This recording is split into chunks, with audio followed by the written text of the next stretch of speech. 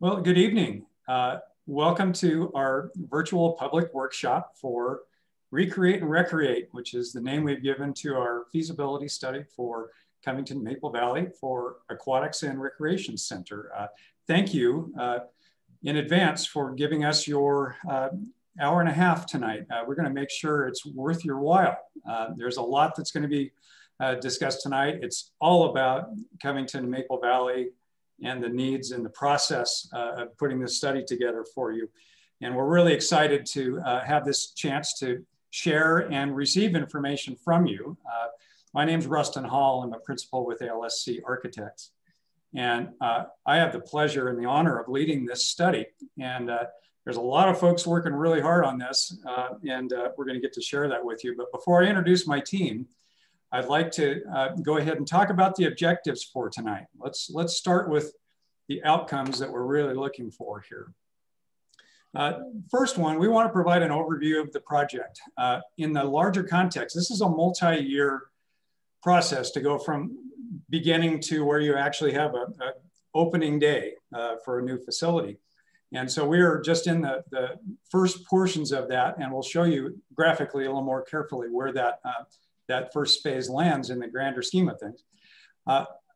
The public outreach findings, we'll drill into this in just a minute, but there's been an extensive outreach program. We want to share that with you, what some of those findings are, and the resulting building program. Program is a tricky word. We're going to describe that and define it a little bit better for you here again in just a moment. That's kind of an architectural term for tonight. Next on reactions to those preliminary building plans and images. We have lots and lots of opportunities for you to speak. We want you to use your voice tonight, not literally speaking in a webinar format. However, we'll have several polling questions, and you can also always use the Q&A function to share your thoughts, share questions if you have them. We will be monitoring those as best we can throughout the evening, and this is all being recorded. So if there are questions we don't get to, we can certainly respond to them and post those on the project website. Next one, site analysis. We've been looking at different sites, and part of feasibility is, do you have a place that's viable to put such a facility? So we'll talk more about that, the lessons learned from each of those sites that we've been looking at. And we're gonna get some feedback again from you on what your priorities would be to make sure we've got an ideal site down the road selected for a project like this. And then finally, public involvement moving forward. This might be the most important outcome of this entire workshop. We need your voice. We need it collectively and individually talking about this project and sharing that information within your community using your established networks. And we'll talk more about that at the end as well. But that's the basics of what we're here to do tonight. So we're gonna be moving it along at a pretty fast clip. So Drew, if you can go ahead and go to the next slide there. Yep. Want to quickly introduce our team. We've got Matthew Keogh. He's with Covington Parks and Recreation Department. He is the project administrator. So he is our primary contact as the team. Myself, Rustin Hall, I introduced myself. Drew Leeper, he's the man behind the curtain tonight, running the slideshow, and he's going to be presenting information as well. We've got Michael Dean with DH, our outreach lead, running the technical aspect of this webinar tonight, and also to be able to answer questions as needed.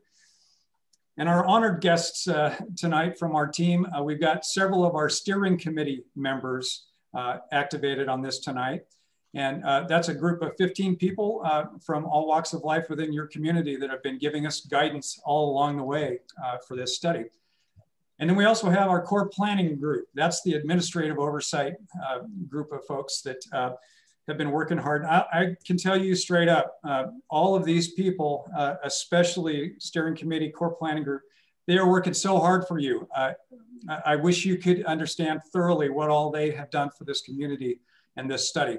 But enough said on that. We're gonna keep moving, but so thankful for all the input that we've gotten thus far. So let's go ahead and move on. I'm going to go ahead and kick this over to Drew. We're going to refresh everyone. If you were at our last virtual public workshop, fantastic, welcome back. If this is your first time, we have live polling questions sprinkled throughout the evening. So Drew's going to take you through the first one just to show you the mechanics of how that works. Yeah, and so this is pretty nice and easy, but be very helpful for us because we'll get to see which methods got you to attend. So with that, let's roll out poll question 1, and hopefully it's a smooth question. So basically, it should pop up on your screen, go through it. This is a multiple choice, so you can select any of those up there that you've heard this through, and then we'll wait a little bit and kind of close this once we get a good number of responses coming through. So the basic question for poll 1 is, how did you hear about tonight's session? Multiple responses, mark all that apply. This is helping us understand how the most effective outreach has been and what mechanisms are working perhaps better than others as we continue to move forward. And as you're answering this, I will also weigh in here that tonight is not the end of your ability to have influence and to be heard on this project. In addition to tonight, the Recreate and Recreate website address is down at the bottom right-hand corner. If you go there, there's always a survey that's available. It's in that first box. It is, let's see. The dialogue it's box. On dialogue. Yep. Feel free, please. We want to continue to take feedback. This project is not finished in terms of its input. So how are we doing on our results on poll question number 1 there? I think the results should be popping up here. See how everybody did. All right, excellent. So it's a little bit of a widespread, looks like, between just word of mouth, which is probably about the most valuable means of spreading information that there is. A website, great. Postcards, that was a direct mailing that we did. Glad to see that landed at 50% there. And then social media, a little surprised that the streaming hasn't landed yet, but we're hoping that's still a good, valuable tool as we move on here. So.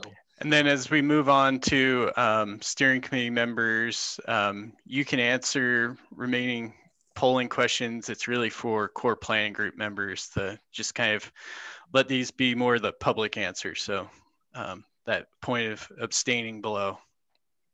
So. All right, so it looks like we've probably got everybody on there. So Drew, we can go ahead and close that. Yep. and move on to the next item. All right, so what we're talking about here at this point is current project status. Basically, where are we in the overall process that ends with a grand opening of a new facility?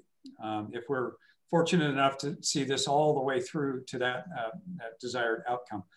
There's a number of different steps in this process. The starting point, the feasibility study, that's where we are today. In fact, we're maybe halfway through that feasibility study today. We're going to continue on to that, finish that up this summer. And then from there, it continues on to more of a detailed design phase. This is my opportunity to tell you that we're going to show you some images tonight of a building. I want to say this over and over again to make sure it's clear. We are not trying to design a building yet. That's later phases. We are still in feasibility, but we need to do that to enable ourselves to do some other portions of the feasibility study. So the images you're going to see tonight are suggestions. They're potential things. Nothing is a solution. I don't want you to think that we're way out over our ski tips and ahead of you. We're not. This is just enough for you to react to. And we're looking forward to those reactions. After design phase then, we really get into that capital campaign funding phase. Part of the feasibility study is dealing with where does that bucket of money come from to build a facility like this, to design it, to build it, operate it, maintain it, all of those things. That's part of our study. We don't have that answered yet. Part of the reason for that is we're still looking at scope and testing the findings that we've come up with thus far from all of our outreach. To see what the magnitude might be, and then, okay, it has a cost. How do we fund that? That's that piece of feasibility. And it starts to say, is it feasible or not? So that's a hugely important part of this study. So again, Once that's all worked out, design, funding, there's a campaign, you get your permits, do whatever entitlement analysis is needed in order to place a building, you build it and you open it. Those are the real fundamental, simple steps to it. And this oversimplifies a complicated step in the process, but this is where we are. I want you to very clearly understand we are at the beginning of this, and there's still all kinds of opportunity for feedback and reactions to what we're showing you tonight. All right, Drew, let's go ahead and keep moving. So our next poll question, we are dealing with how is this being discussed? Before tonight, have you discussed the idea of a new aquatic recreation center with others? Friends, family, coworkers, anyone? We're trying to understand, engage, is there a buzz out there yet about the potential for a new indoor aquatics and recreation facility in Covington Maple Valley area? So it's a fundamental test of how are we doing so far in that outreach and getting that word out. It's great to have a website, it's great to have postcards and all that, but boy, we got to have this conversation going. So take a look at those.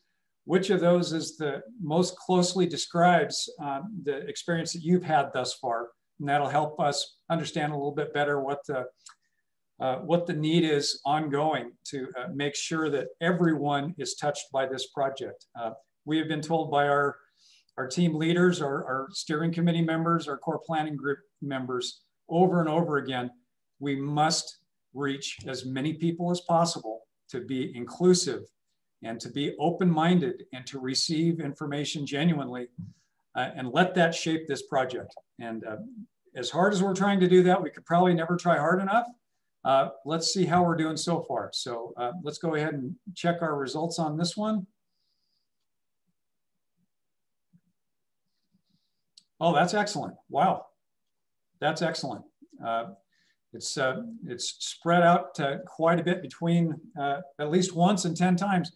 Well, that's a win. I'm excited about that. That doesn't mean we're done, but that's exciting because that's exactly what we want. We'll touch on this more again at the end of the evening, but the importance of that we can't stress enough.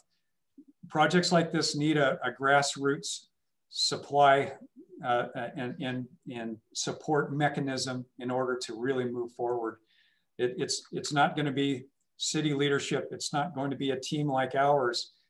It's going to be the citizens that make this happen and support it for the long term and the short term. So this is exciting. Thank you for your replies to that.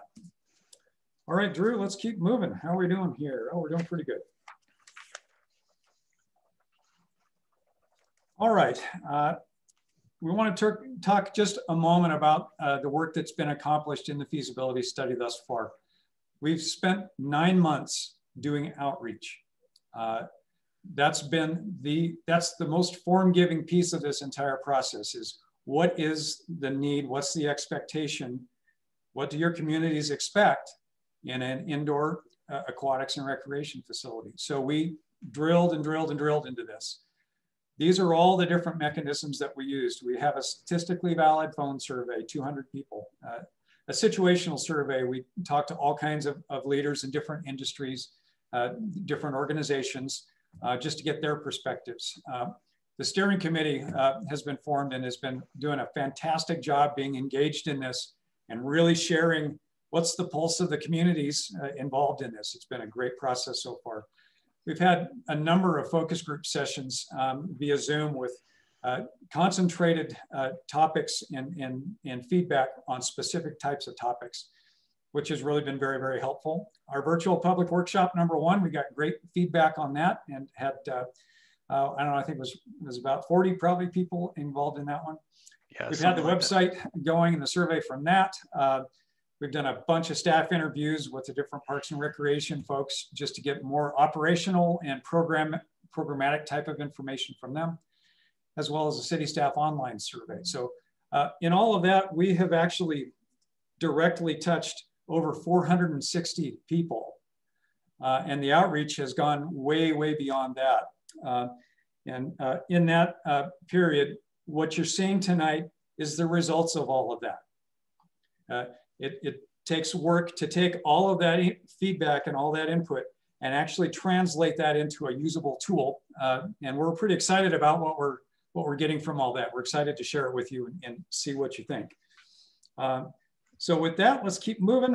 I'm gonna go ahead and kick it to Drew. He gets the fun part tonight. He's gonna talk about those findings to date based on all that outreach that's been done. Drew? Yeah, thank you, Rustin. So the big part, and Rustin alluded to this, building program is a term that basically architects use to describe spaces that be the rooms that you inhabit. So when you go into kind of your doctor's office, that's the program of kind of a lobby waiting area, a kind of exam room, all of those different spaces. That's what we're referring to when we talk to a building program.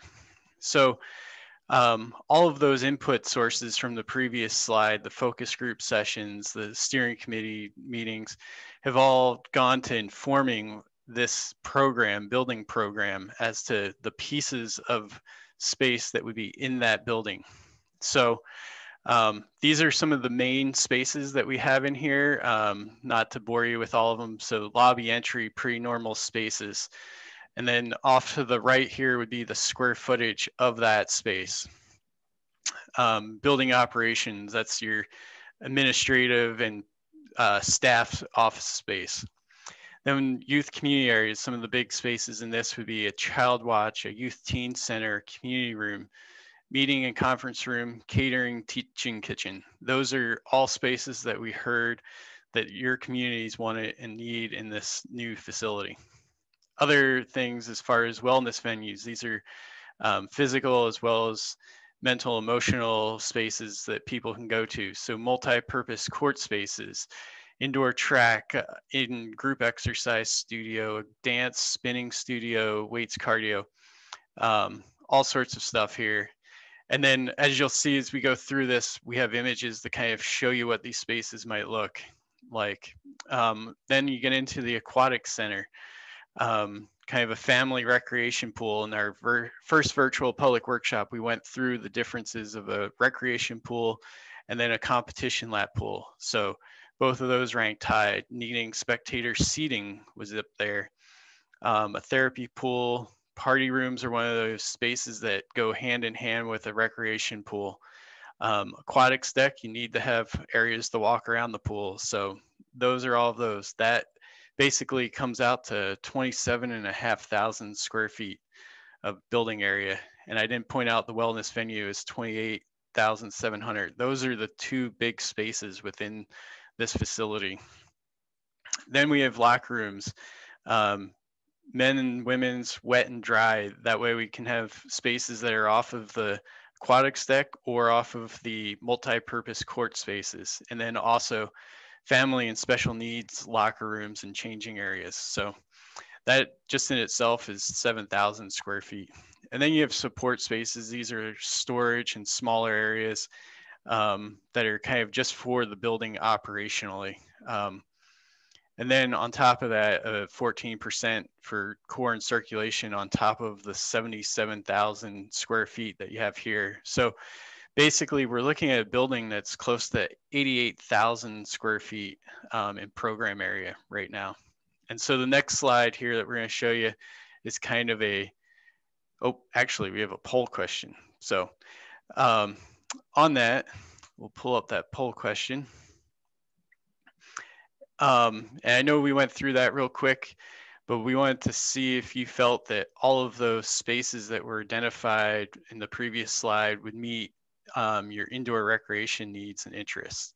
So if you either strongly agree, all the way down to strongly disagree, you could check those. And also, if you have questions or answers, you can post those into the question and answer or chat feature, and we can get those answers back to you as well. So as you're providing your thoughts and feedback on this, again, it's a pretty important distinction to make between what is listed and what types of programs go into those types of spaces. We'll talk about this in a minute too, but just as a reminder, if you're looking at a gymnasium, a big multi-purpose space like that, so many people think, well, that's for sports. And in this case, that's not the case at all.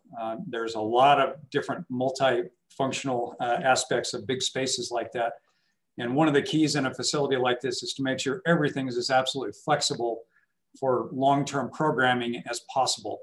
And so be imagining as you're responding to this specific question, you can imagine yourself doing all kinds of different programs within the spaces that are listed there. And again, this is our first blush at this. We've had our steering committee look at this and provide some feedback. We genuinely want your feedback. If there's something that's missing, if there's something that you don't think you need, those are the kind of things that can come up in that survey on the website, or share a chat or in the Q&A tonight, and we'll take all of those things. So, and we have our results in from that. So looks like it's overwhelming agreement. So a couple people with neutral or disagree, but the good thing is we didn't have any strongly disagreeing. So on that, we'll move on to the next slide here. Like I was saying, this is kind of an initial blush at showing really how those spaces could lay out on a site. This isn't any specific site. We haven't chosen a site for the building. So this is just pretty much a fancy diagram as to how the spaces could lay out, with aquatics over here in the right-hand image or side of the image, with a lobby and atrium admin area through the middle that kind of separates it from the multi-purpose court spaces. So your gymnasium area that can serve more than just sports that Rustin was just alluding to. We're showing kind of an entry plaza on this because you gotta get people into the building, kind of showing courtyard spaces that might be tied in with the building. And then also another piece that came up in our conversations was the event potential for a future pad site. This could be a large venue space. It could also even just be future expansion of the current space. So preserving land here on the site is something that we're evaluating. And this is all to kind of figure out kind of how much site area might be needed in your facility or for it. So as we move on to get into a little bit more detail of how these spaces lay out, we're going to jump into kind of a rough bubble diagram area of what those spaces might lay out as. So across the bottom is a legend here for you guys to reference the different colors up here and what those spaces are. So starting with the level 1, this would be your multi-purpose court spaces. And we're going to get into images for all of these. The yellow here is your lobby and admin areas with dry lockers off to the right so that they have connections over to the multi-purpose court space. And then we're showing wet lockers tied off to the right of the lobby atrium that tie directly to the aquatics portion of it. We have community spaces, party room down here, and then also up here would be kind of child watch. It could be other unique features that need to be addressed. And then as you move up in the building, we've stacked elements on top of the locker rooms and then incorporated an indoor walking and running track that kind of takes advantage of that high volume and space in there. And we'll show you images of things that can be done on that later on in this. So Drew, we've got a couple of questions in the Q&A. I'll deal with those really quickly. First one was, any thoughts on having 2 buildings instead of one gigantic one, perhaps at 2 ends of the geographic area? That is certainly a possibility. What we have found pretty traditionally is if we can keep things focused more in one spot, operationally, it's much more affordable. It also truly becomes a one-stop shop. What we're trying to encourage is family units, basically any generation coming together, using the building together, and so on. But having said that, that absolutely is a possibility to have more than one facility. The next question was any outdoor nature around. That really depends on the site that ultimately is chosen. We'll talk about site later on in this presentation. It would be wonderful to have some connection to nature from a facility like this.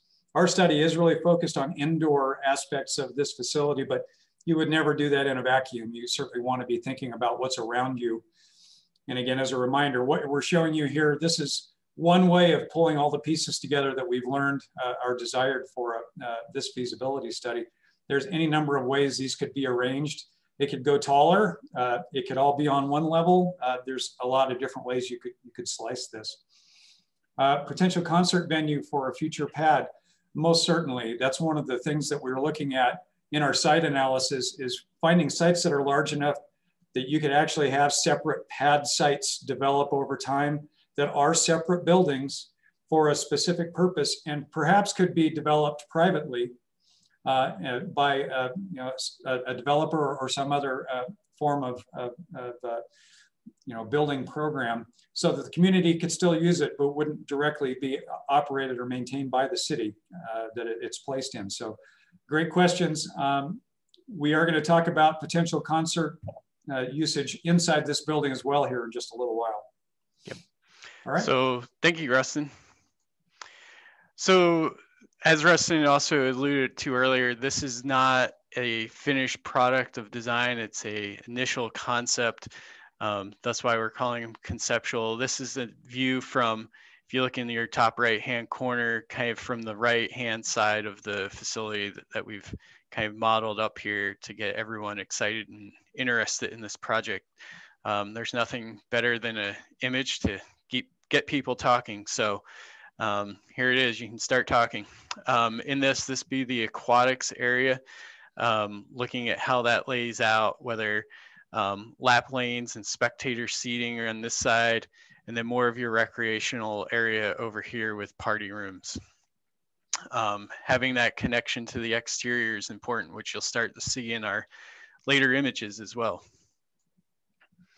And then, as I was talking about the building entry and having your entry plaza and courtyard that comes up into the building, needing space for people to hang out in as well. If kids are waiting to get picked up, having their own little safe space out here to kind of talk and run around and do things is important as well. Also making sure that it's known where to go within this. So having that connection, and then also being able to easily identify the aquatics versus the multi-purpose areas. So as we move forward, I'll let Rustin speak to what happens once you start coming in and kind of our ideas here on the layout. And so again, that diagram in the upper right-hand corner, what's yellow is intended to be that internal public space. It's kind of the glue that holds a big building like this together. Very, very programmable. You can sit and play board games. There's all kinds of different uses for what would otherwise just be unprogrammable space. If it's big enough and located in the proper way, it's got multiple uses. And in this case, there's been a lot of emphasis put on the importance of a track inside the building. And a lot of people just naturally start to think about a track as just something that's on the ground, that's maybe goes around the gymnasium floor. Today's tracks can be way, way more than that. And this is just one indication. We'll show you a few others here in a moment. But in terms of this layout in this particular building, there's a great opportunity to really let that track meander, not only in plan, but it could actually change elevations and create some unique opportunities for strength training and so on. It's for walking, it's for jogging, it's for running, it's got all kinds of uses. And the cool thing with this is it completely activates what's otherwise sort of a quiet space in the middle of a building like this. As soon as you walk in, it's like you can already see bodies moving and things happening. It's a very exciting opportunity to do something like that. This also shows the importance of visual connection to different things. In this case, right in the center towards the right, you can see directly into the aquatics area. You can see the swimming pools. People love to sit by that glass and just watch what's going on, watch their family having lessons or just having fun. or you may not have anyone in there, you know, you just like to sit there and watch the activities. So those connections are really super important.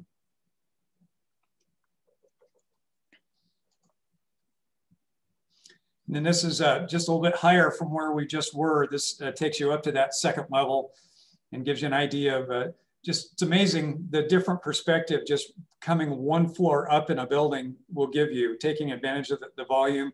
Now you can see off to the right, that's again the aquatics area. You can see the entire aquatics area, all the pools and everything from up above here. While you're working out, while you're doing your CrossFit or your cardio or whatever it might be. Or if you just want to sit up there, you can certainly do that as well. And then it shows the lanes and these things, they reverse the direction every other day. So you get an interesting workout, all kinds of different really fun programs. And you experience everything that everybody's doing throughout the building. So it's a very enjoyable circuit to get to walk or run through. So, and then back to the courtyard, when we were first talking about that, one of the unique things about that is how you can build in landscape, natural elements for people to sit in. It's kind of great to have these unique little spaces and little niches and nooks for people to kind of sit and gather in. People don't want to sit in a big, large, expansive place. The other thing that we can do is for those great summer evenings and afternoons or even mornings is having outdoor workout spaces. So kind of equipment out there that people can use and do circuit training or just go there to experience it. Then also kind of how do we blend in that natural landscape of your local area into the building and how to make that connection there. One great example down in Oregon is the education building for the zoo, where they use these big, large expanses of glass with big overhangs to kind of tie the indoors to the outdoors and make it feel like it's a larger space than it might actually be when you're inside of it. It also provides a lot of protection for people. So things to consider as we move into that next phase of design after the feasibility study.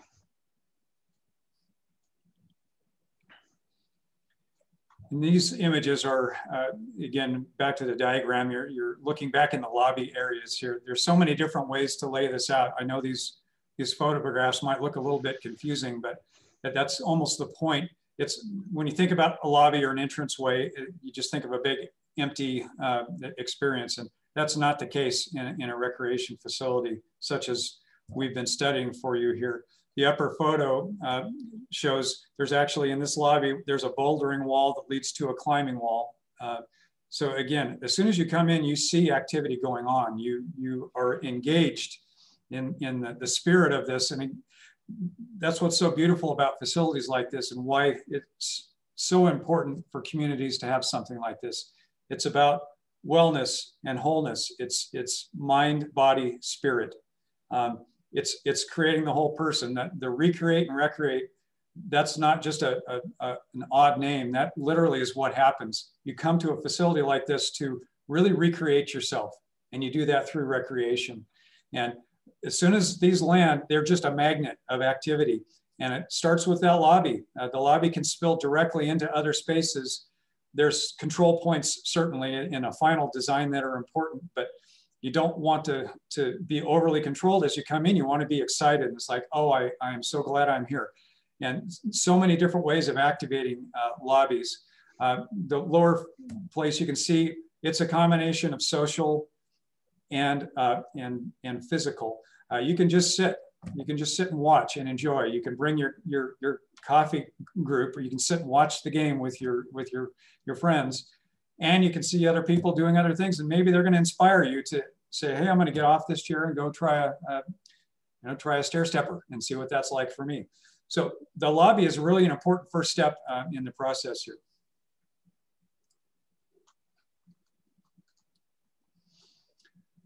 Really quick question. Someone was asking about the length of the lap lanes. We have not talked about the lap lanes yet, so we are going to get to that here in just a moment. Thank you for asking.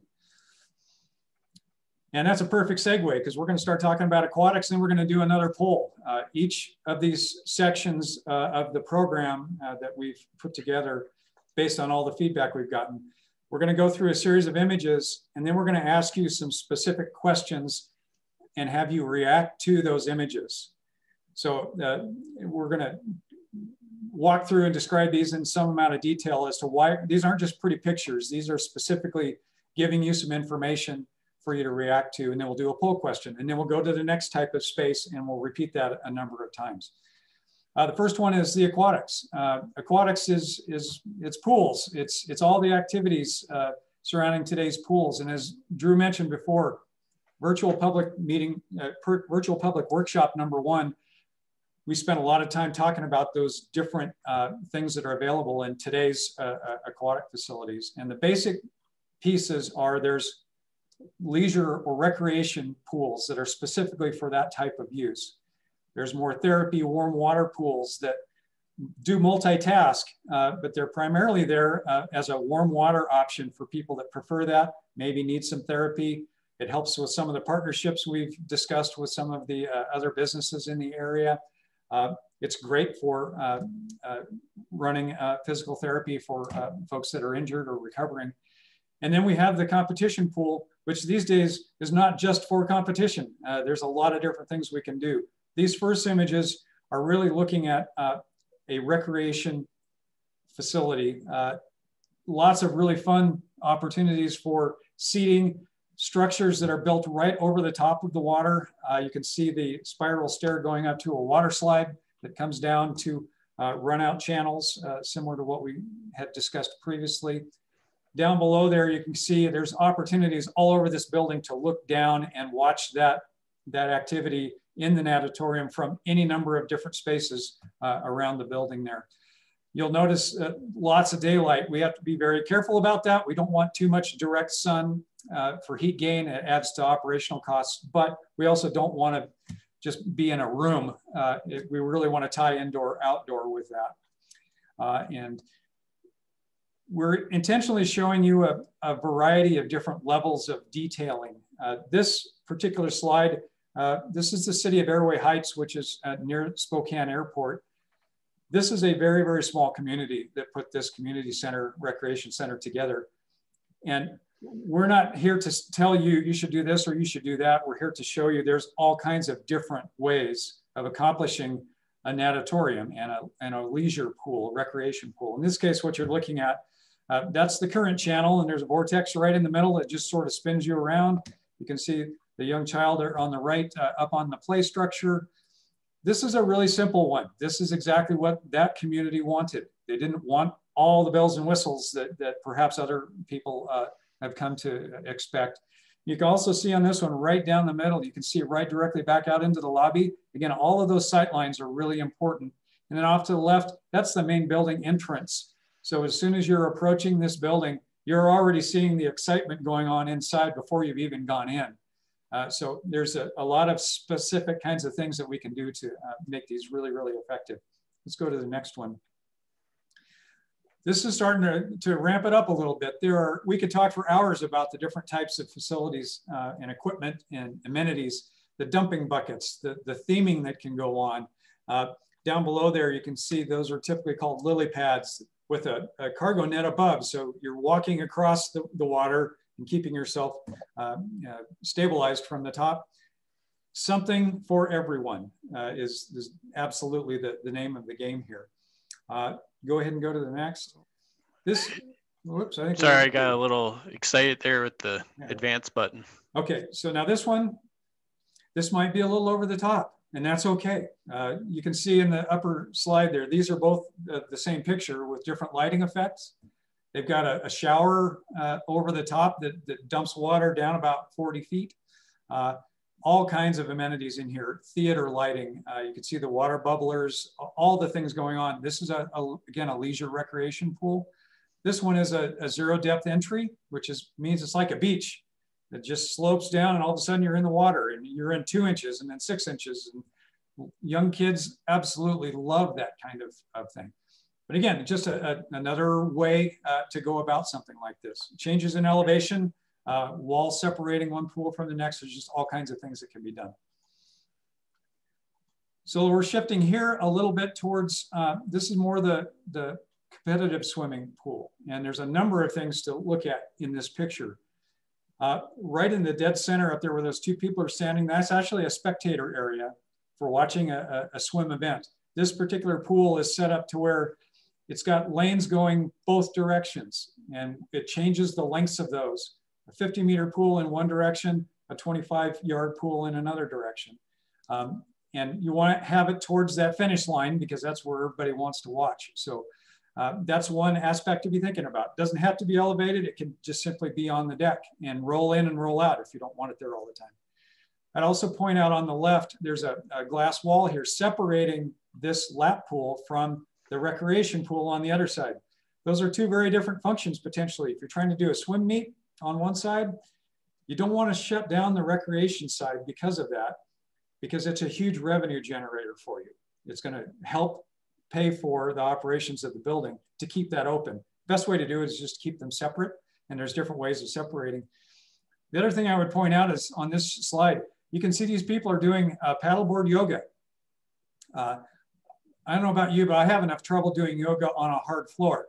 It's incredibly difficult and an amazing workout. I have tried it. I failed miserably, but that's an alternative use for a lap pool. It does not have to just be for swimming in laps.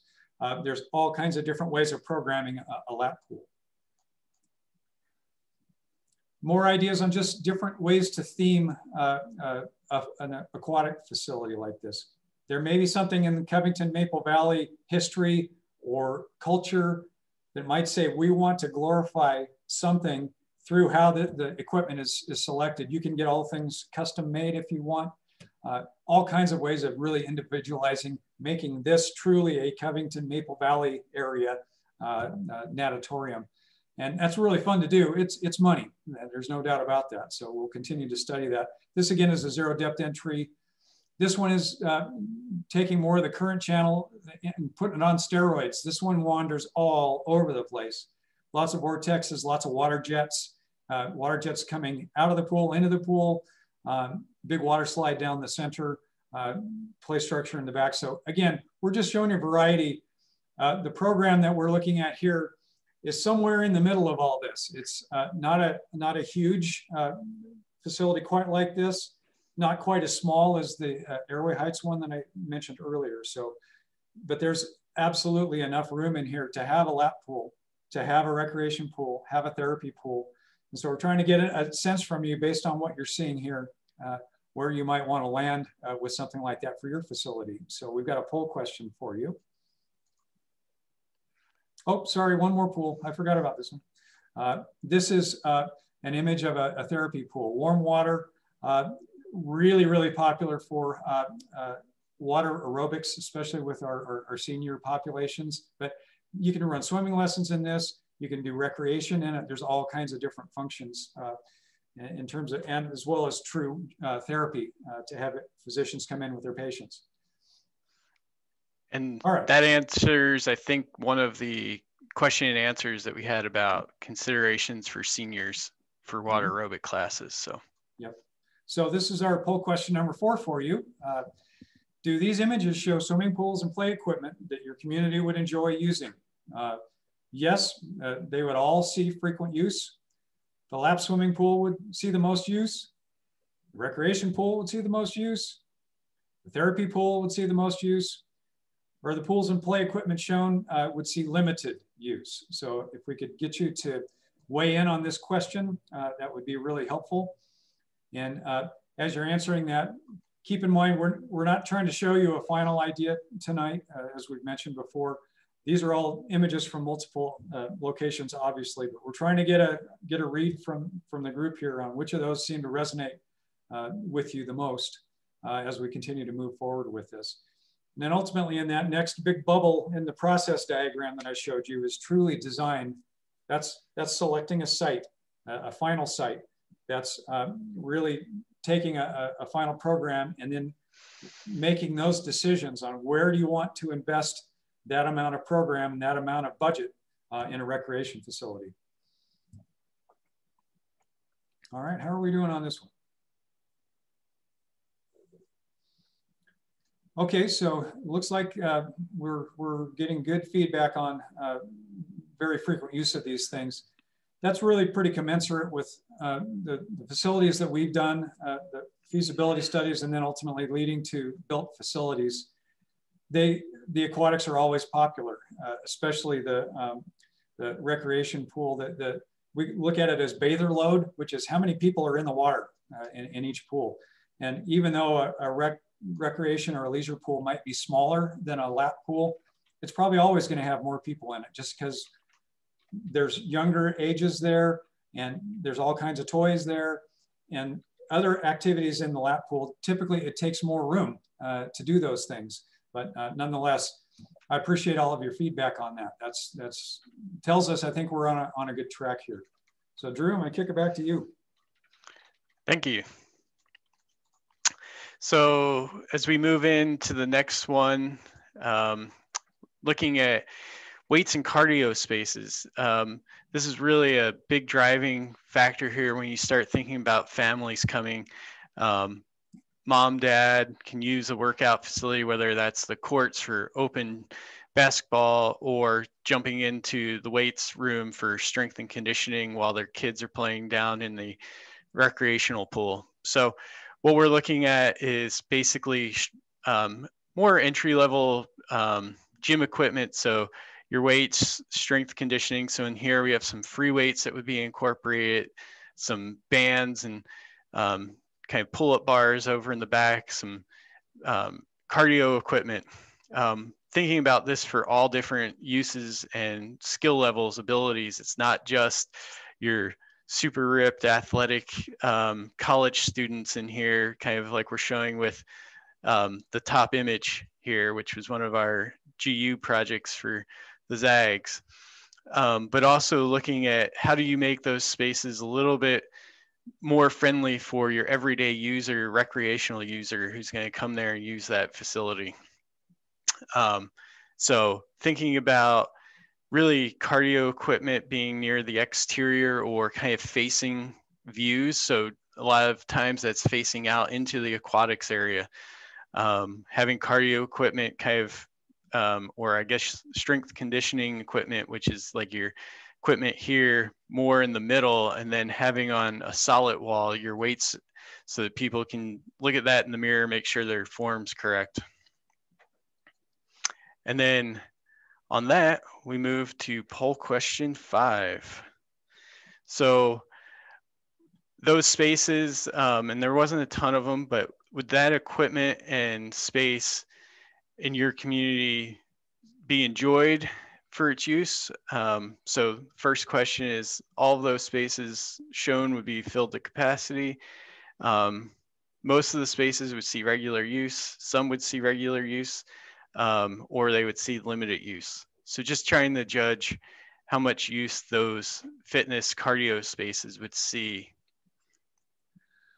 And as you're thinking of your response on this one, I would like to add that this function within our building program was discussed really at length, and we got a little bit of varied feedback of all the spaces. This is the one that wasn't the most clear, and part of the feedback that we got was not necessarily that it didn't belong here, more so that they didn't want to compete with any private clubs that already exist or in the future. And where the conversation went after much consideration was, this type of facility has a different clientele. It's much more of family, multi-generational based, and this is really would be set up to satisfy that demographic, not really the high-end types of programming that would compete directly with a private club. It's really important that we not compete. And we actually think this enhances those clubs, because we're going to be bringing people in at the absolute beginner level of their fitness, most often, either in their youth or they just haven't had that in their life until maybe they have their family and they're bringing family in for the first time and they decide to try it. That actually becomes a farm club, so to speak, and starts to develop a clientele that then when they get more and more serious about that, maybe they get into bodybuilding or whatever it might be, they're probably going to go then to a private gym to continue on that type of path. So we don't believe this competes. And these are always, they always seem to be full in the facilities that we've done, but I don't want to, I'll be quiet now and not try to influence your responses.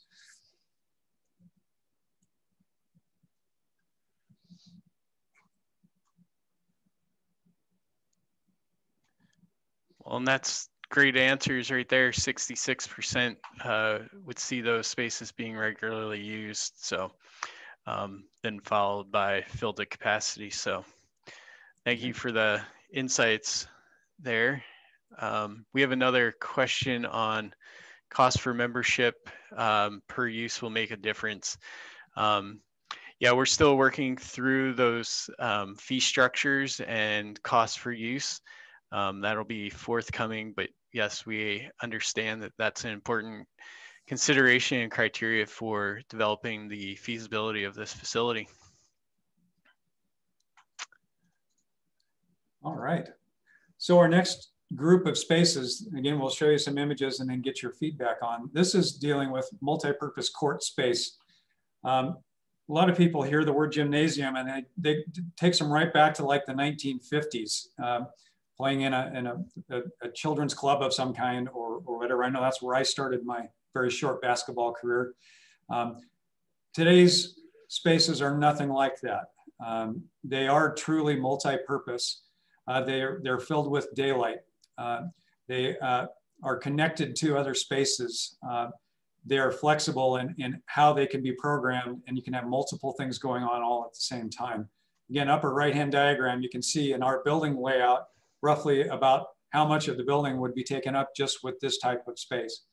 And this is one of those where you can almost not have too much, but you can only afford so much. So we're testing this still. We'll see where the costs and funding streams come in on this. But this we're showing approximately 3 gym spaces right now, all in one room with the ability to divide those up. But anyway, back to the images here. You can see this is a sporting use. There's all kinds of opportunities to view that activity from upper level floors.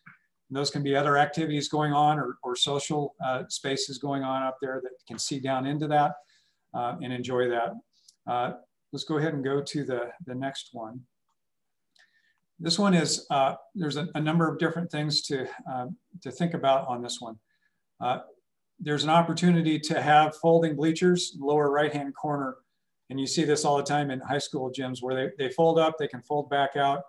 You can bring in temporaries and haul them back out. You could set that up as a theater space, a proscenium opening, and use it for any kind of performance, artists that might be there for that. You see there's a space above this. That's another opportunity for other types of related uses that don't mind having the noise of an active gym space, kind of wafting into that space. And then again, just the flexibility. We've got a divider curtain shown in this one. You can roll those down, and most people have seen those from a sporting event standpoint. They'll take the impact of a ball flying around, and you can have different sports going on. All of these basketball hoops, they can all fold up out of the way. These are truly multi-purpose spaces, and there's so many different uses. We'll show you what we're talking about here on the next slide. These are gymnasium spaces also. The one on the left is showing a trade show. You can see on the floor, there are mats that have gone down, that have been sealed together to protect what is probably a wood floor in that case. You can see above there, there's basketball hoops up there, and it's obviously a gym space, but this is community space.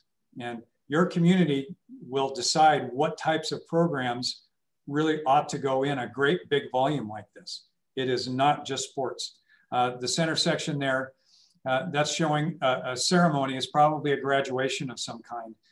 There's a podium up towards the middle of that. And then people sitting on all sides of this. Great use of a large space like that. We can pretty effectively acoustically control lots of different types of events there. And then this one is an actual performance. You can see the speakers kind of hanging around there, the platform lifted up, there's a podium, and lots of seating. That podium's got to be up high enough so those sight lines all work. But you can see, again, there's a track going around this gym, and you can see all the elements in there. So that's the importance of this conversation and what we want to ask you about in our poll question, specifically on multi-purpose court spaces. It can be mat sports, so there's all kinds of different sports that can be played, volleyball and wrestling and gymnastics and all the typical court sports. So those are important considerations as well. Group exercise, we do these indoor and outdoor. These photos show both. Group exercise, what is that? That's an opportunity for a smaller group to take a class together, or a small group that collectively work with a personal trainer on a specific set program that is specifically suited to what their needs are. And on and on and on. There's so many different ways to do it. This shows an outdoor turf area.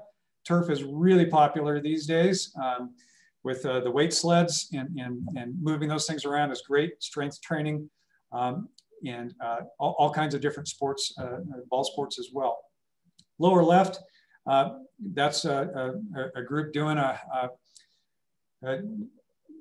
yoga class. So many different things that can go on in there, ballet, karate, you name it. It's a big multi-purpose space, and those often get separated as well, so you can have a smaller group or one big larger group. Again, flexibility is absolutely key in facilities like this. This one is at Portland University showing a kickboxing class. We love bringing lots of daylight in. It's nice to have views in and out of these spaces. We also are aware that there are some types of classes where participants don't necessarily want people in a large group looking at them, and we keep that in mind as well when we're laying those spaces out and studying those different sight lines. All right, so we've got another poll question for you. These spaces are specifically intended to be multifunctional. Please indicate which of the types of programs, uses your community would be interested in participating in. And this is a multiple choice question, so you don't have to hit just one. So we're showing you sports programs, the court sports, mat sports, and others. Community gatherings, the craft fairs, conventions, graduations, other things like that. Arts programs, theater, concerts, other types of performances. And rental uses. It can be a revenue generator for different types of business meetings. And again, this is looking at all those different spaces we just looked at, not just the gym spaces, but also those group exercise areas. So if you would take just a moment and share your thoughts on this one, that would be great. I'm gonna check the Q&A here. Okay. Confused by the questions. Are you asking what I would use or what I think the community would use? I have no idea what the rest of town would use. Default to what resonates with you. Answer as yourself or your family. That would be perfect. If you've got a thought as to grander thought as to what you see as the community, answer it that way. We will. Any of that is helpful to us. Is the gym height considering volleyball? Absolutely. Volleyball has got a 26-foot clear minimum. And we'll be probably well beyond that because we want to open that up for more uses. And when you get that much square footage in plan, it starts to actually drive the height even higher because it starts feeling lower than it actually is. So the answer is yes, that would be set for volleyball.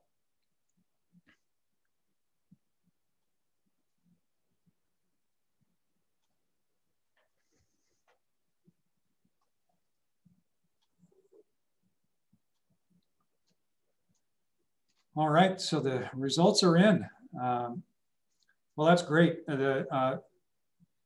Looks like the different types of uses we've been hearing from the folks that have been involved in our direct and indirect outreach have been pretty spot on to what the needs for you and your community are. So, so that's excellent. Thank you for sharing that. All right, Drew. Yep. And then, so back to when we were originally talking about the elevated walk running track area, these are some images to kind of help you see what that would feel like, where you get kind of a different perspective by being elevated up above everything. The courts or spaces can also run through and have workout spaces off to the side, so that as you're kind of doing your running, you're actually working or kind of interacting with people, stretching, working out. You can put cardio equipment in here. So it kind of opens up opportunities for that. And to what Rustin had mentioned earlier, it provides these different glimpses of the activity that are happening in the building. So one of the cool things about this is it invigorates and activates the spaces all around, because you see people moving and running, walking through the entire facility, not just in the cardio space. It moves that out into the rest of the built area. Another piece that's interesting and cool about this is, depending on the scale of the facility, if we end up in a more narrow site, you can go vertical with these things. The actual tracks start to take multiple layers or levels up within inside of that atrium space, not just necessarily being one level that's flat all through the building. So that adds a lot of unique interest to the space as well.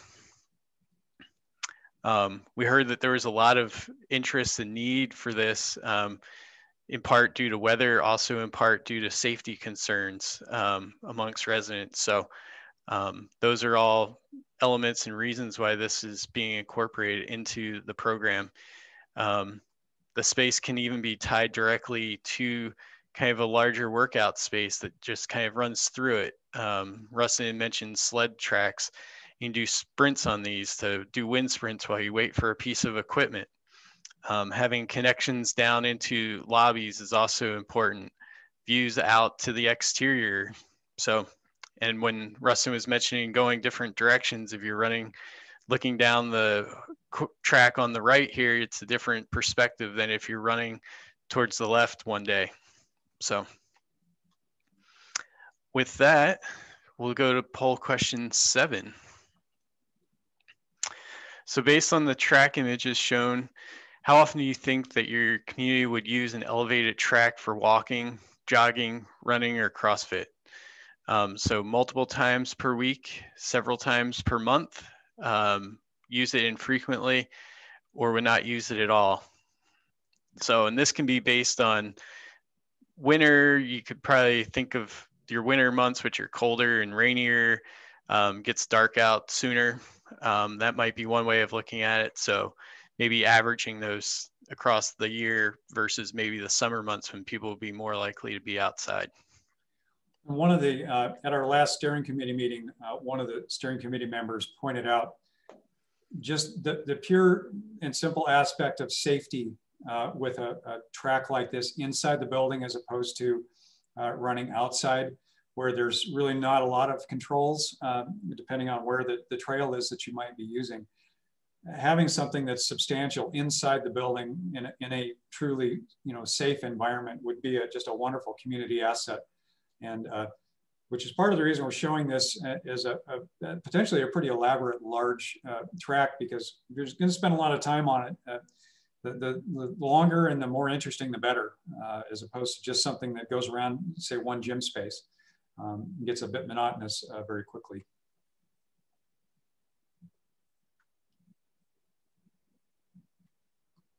While we're waiting on the poll on that one, another question came up on court space. Can this court space include tennis or pickleball? The answer is it could, and yes, it would. The pickleball would certainly be able to fit in there. Tennis was not rising very high on the popularity list in terms of the feedback that we were getting. And when we looked at the site plan and we said, separate pad sites might be developable, that might be one of those opportunities to create a separate indoor tennis facility, perhaps operated by someone else. But tennis was not really included in this particular program. It just didn't rise to the top of the input that we got. And to add on to that, the tennis portion of it also starts to dictate some of the court surface and floor materials. So Pickleball is better on those hard court wood floors than tennis. Tennis balls just tend to slide across them. So that was the other reason for leaning towards more of the pad site. But back to the track question, it looks like steering committee members are hearing people in the public quite accurately here, with 63% thinking that it would get multiple uses per week. So that's great. And then even the next step being several times per month. So thank you for your input on that. That's very encouraging. Well, this, before you change the slide, this particular view, it's faded a little bit behind the polls question 7 text, but that's just a walking group. That's a silver sneakers type of use. And they're just so popular, rather than having to go to a mall or somewhere else, to actually have it as part of a bigger recreation facility has really been very successful. So, well, now we're going to shift gears on you just a little bit. We're going to go back to those the community areas. These are pretty unique in terms of the design of them, the intent of them, and the flexibility of them. This particular view is showing a child watch area just right off of the lobby. This is actually the same facility we showed you earlier. They had the fairly simple natatorium development. This particular one, they wanted a huge lobby that was outside of the control point, because this one is more of the family room of their community. They just want people to come. You don't have to be a member. You don't have to do sports or physical activity. We just want to gather. We just want to enjoy and socialize with one another, and had a huge component of community use spaces in it. And it's really important from a multi-generational standpoint to have these things very visible. We would love to see generations connect initially just visually, you know, having older and younger and everyone in between watching and hopefully ultimately understanding each other a bit better, and ultimately working together throughout the city on different things. Let's go ahead and go to the next one. And Drew, I'm going to have you talk about these. So I guess also to touch on that last one, part of the interest in that was making it so that you could have parents see what was happening in the child watch, but also making it fun for the kids, so that it's kind of from their perspective. And then in the top left-hand corner here, this is the community space. This is actually that same facility. They had kind of a community gathering area that was off of the teens and seniors space right directly behind us here. And you can see the lobby in the background to the left. So creating those kind of small spaces within the larger volume are very important as well. Also, what could go into that space is a playground, indoor play area. As you know, in the winter months, it's quite rainy. So this could be a space for people to come hang out just inside. It could also be that this is where your kids are hanging out while you're doing your lap swim or lifting some weights, playing basketball. Another interesting piece that we see frequently is trying to incorporate some sort of cafe little element in there for grab and go coffee. People come in to visit and chat and then can grab a coffee while they're in there. So all ways of invigorating and enlivening that central sort of administration and lobby space. And then on that, I'm going to give it back to Rustin to start our site stuff. Sure. So part of our feasibility study, as I mentioned earlier, is talking about site availability. It's not feasible if there isn't a place to put it. And so our charge in this was do some initial site analysis. Let's see what's out there, what's available. Do we have a place to put this? And thankfully, the answer is yes, there is. There's in both cities, there are viable sites. And this study is not going to ultimately narrow it down and say, this is the one that you should take. What this study is doing is helping us learn from all these different sites that are available, and to help you understand what the needs are for a facility like this. And then you can help us start to prioritize in terms of the criteria that would ultimately be used to select a site in the future, what's important to you. And thinking about all the things we just saw, all in the building, all inside your community, somewhere inside this bubble. this is our overall service area map. And I know it's a little bit difficult to read. That's a pretty big area. This is where we expect people will be drawn from that would have interest in coming to use this facility. The green area is actually the city limits of, excuse me, of the two cities. So this incorporates Black Diamond and goes on up to unincorporated areas and over down towards Auburn, over towards Kent. It's a pretty good sized area. But what we did is specifically, whoops, let's go back up, down one. There we go. So what we did is really looked at, as it turned out with the initial scoring that we did to identify sites and started to try to condense down to a short list, if you will, of available sites. They ended up landing in these three different bubbles. We have viable sites in Maple Valley, in Covington, and others that are a little more centrally located. And each has its own types of attributes and pluses and minuses. And we had put together a list of different criteria that we would use to say, yeah, a good site for a facility like this needs to have these fundamental things. So again, the good news is there are viable sites out there. And as part of our study, we're going to continue to look at how buildings would land on those different sites, just to again, get some feedback and learn from those different sites. And we will make some recommendations towards the end that will help you move this whole notion forward of selecting a site in the future. And what we've got, we would like to do a poll question here, and this is going to take a little bit of time, specifically dealing with the site analysis aspect of this. So go ahead and pull up the poll question there. We've got what we'd like to do is have you choose 3 of this list. Please select the top 3 most important criteria for future project site selection. Your top 3. Centrally located between the 2 cities. What's really important to understand here is this project needs both cities working together to happen. Each community in and of itself is going to be quite limited on their ability to fund and operate and maintain a facility like this. So this is very much about a united approach and understanding, you know, it may not be inside the boundaries of my city limits, but it's still part of my community. And it's still something I value and want to support. It's going to take getting out of the boundaries a little bit to really make this happen. And that's why we've looked at a very large area. We've looked at over, I think, 16 different sites. And we have viable sites, very good sites in all areas. So this is intended as a question for you to help us understand what's most important to you as we continue to look at those different sites. So centrally located between cities, located near a school property. We know school teams, swim teams, other groups are going to want to use this facility.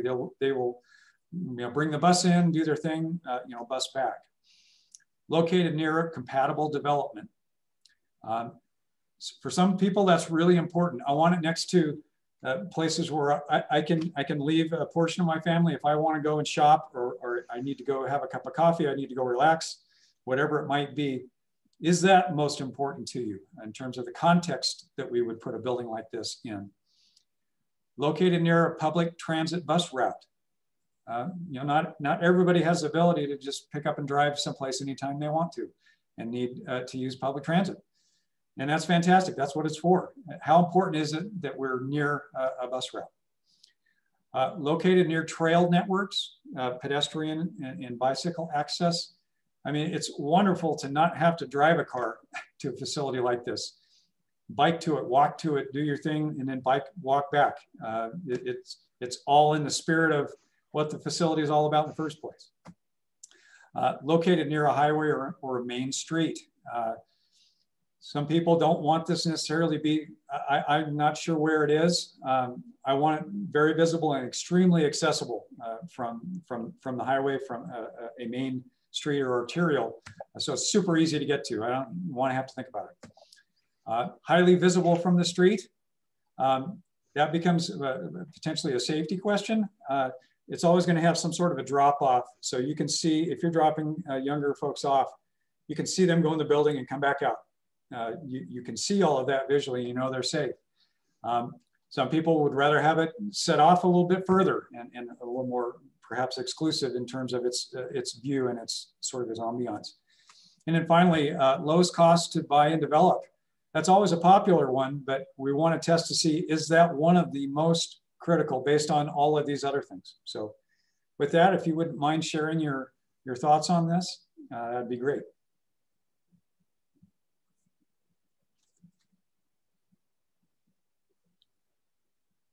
All right. So these results are very spread out, which is good. When you look at the list of the criteria that we established to initially score these different sites that we've been studying, it's a very long list, and these were some of the ones that seem to have a higher weight or a higher importance. And I'm glad to see it all spread out like that, because it tells us all of these things are very important. Near the trail and pedestrian bike access, that's fantastic. What a great opportunity. We've done facilities that intentionally, if there's a running track, there's a way to get out of the building onto the outdoor trail, go do your thing and immediately come back in and keep going with your workout. So those connections can really be functional as well as just enjoyable to be able to walk or alternative transportation, get in and out of the building. So, all right, cool. Well, thank you for that. That's great validation that these things are all important. How are we doing? 7:16. All right, we are right on time there.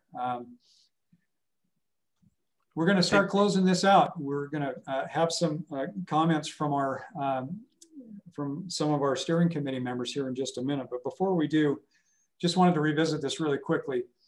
So you can see all that we've done. That's only the first half of the first bubble here. You can get an idea of how much more is going to happen, how much more opportunity you're going to have to be eyes on exactly what's going on. Because again, at the end of the day, we want you informed of exactly what's being done and why, and having a chance to influence that. And that will continue on into the design phase and funding phase, because those are critically important to the success of this. Our job is to see what's feasible. And at the end of, or in the summer, that's what we're gonna have that answer for you. All right, so our next thing, call to action. Let's go ahead and move to that. I'm not gonna spend a lot of time here, but as I mentioned when we started this meeting, this might be one of the most important outcomes of this entire meeting. This project needs you. This project needs your community. It needs engagement. It needs to unite these different communities for one purpose of bringing this type of facility into your neighborhood. Your cities aren't that big geographically. You're going to share this, and you're going to share it really well, but it's going to be up to you in a grassroots effort. Continue talking about it. Use the social networks and other things that you have, if you're willing to, if you're truly behind this, and let's continue this momentum. There's a start, but it needs to have people continually pushing it and moving it to move that needle farther and farther towards success. And so any way that you can reach out, please do so. Go to the website. We have information there that's available for you to download. We've got different types of posters and postcards that have just basic information on them that can be shared around.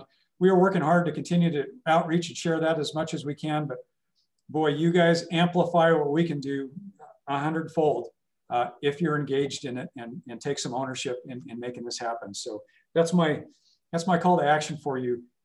Get involved, keep giving us feedback, keep the survey open, keep giving us your ideas.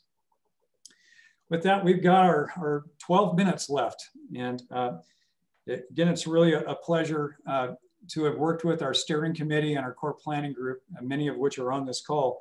And we're gonna have about 5 minutes where we're gonna invite our steering committee members to just make a statement, take a minute or two at the most, please, because we've got several that would like to speak. And then I will kick it to Rosie Bolins to read a prepared statement for you. So steering committee members, raise your hand, who's first?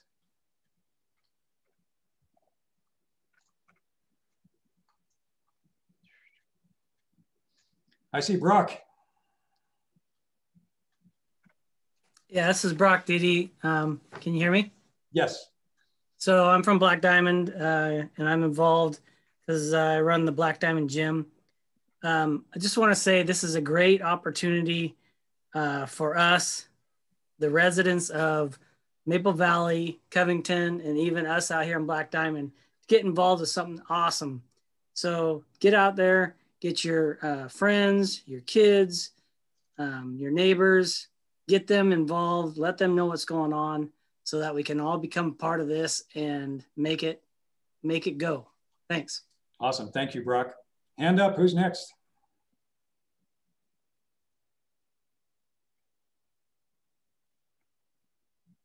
Marita. Marita. Hi there. It was thrilling to see the renderings tonight, everybody, after all the months of work that we put into this and all of the input that's been given. It was quite a thrill, but mostly I wanted to say thank you so much to the public, members of the our fellow citizens who came and attended tonight, because it's really gratifying that even after we've given so much of our opinion and so much, talked to our neighbors and provided their input. It was really fun and exciting to see all of you guys do the polls, and a lot of what we had, the conclusions we come to were corroborated by your input tonight. So thank you so much for giving your time, and really appreciate it. Great. Thank you, Marita. All right, who's next? Don't be shy.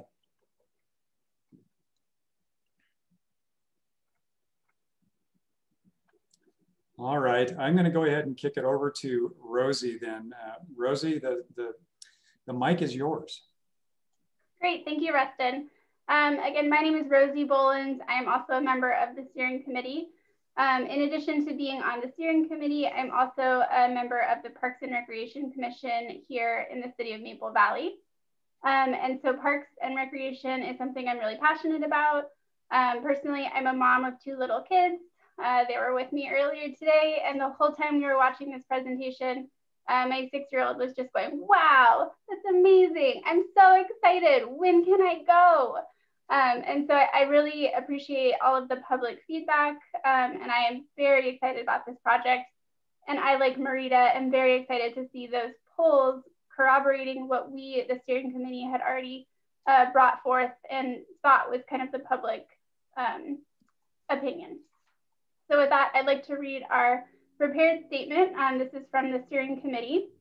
The Feasibility Study Project Steering Committee is committed to involving the entire community in a vision for public indoor recreation. We invite you to help us make recommendations to the elected officials of Covington and Maple Valley later this summer. And then with that, I think I'd like to kick it over to Laura Morrissey, who is another member of the steering committee. Hi there, I'm Laura Morrissey. I'm a member of the steering committee. I'm also the representative from the City of Covington Parks and Recreation Committee.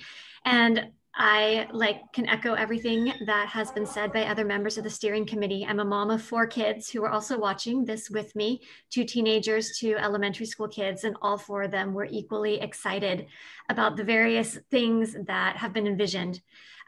This is something that our community has really been missing for a while, with the number of families and a lack of recreation opportunities in this area, especially indoor recreation opportunities in this area.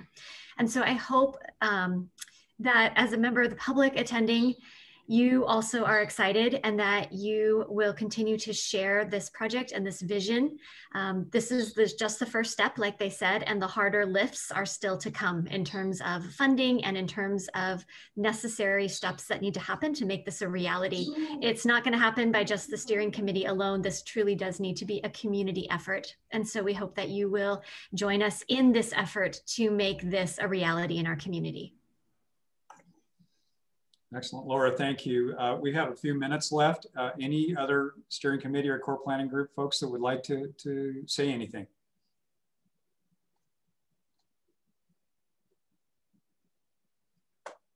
All right, I'm gonna go ahead and just double check our Q&A one more time here. Will any of the pool sections be outdoors? Initially, no. This is an indoor facility study. However, Those are things that can be part of a master plan moving forward down the road. We would never suggest that what comes out as a final program in a study like this is all it will ever be. It's always, whatever it is, it's a phase one. We are always thinking what would be next, what could be added.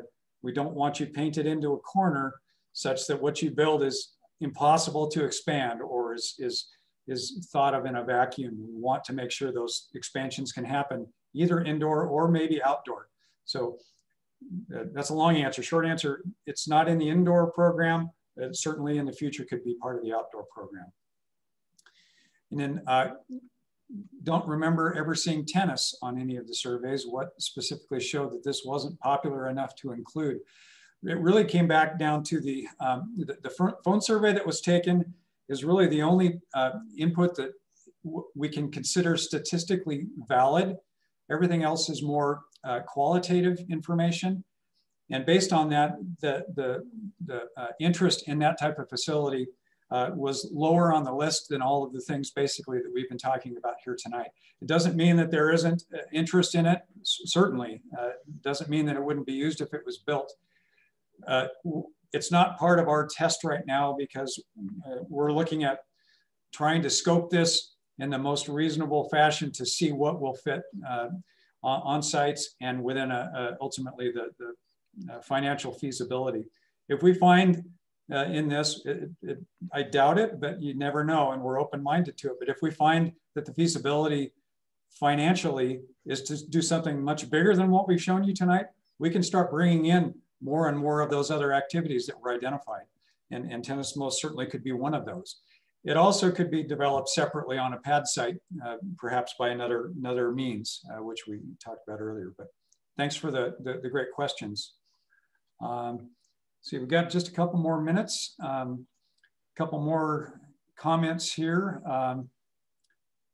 Some very nice, I'll just read this. Congratulations, everyone, staff and steering committee. An absolutely fantastic start toward making a dream come true for our communities. I'm crying happy tears already and so excited. What a nice message, thank you. We received a postcard in the mail with an incorrect website to the meeting. There was a U instead of a V. Ah, dang it. Took most of the meeting time to figure out how to get to the meeting. So sorry about that.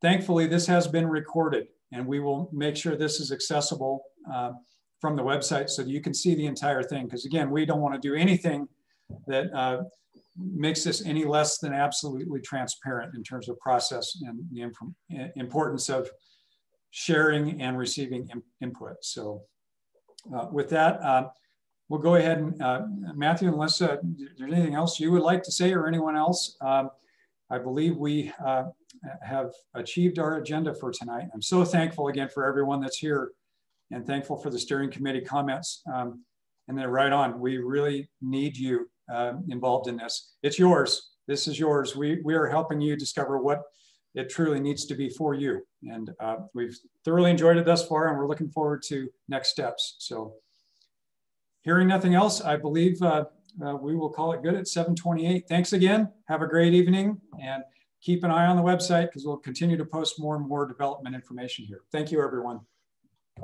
Thanks, everyone.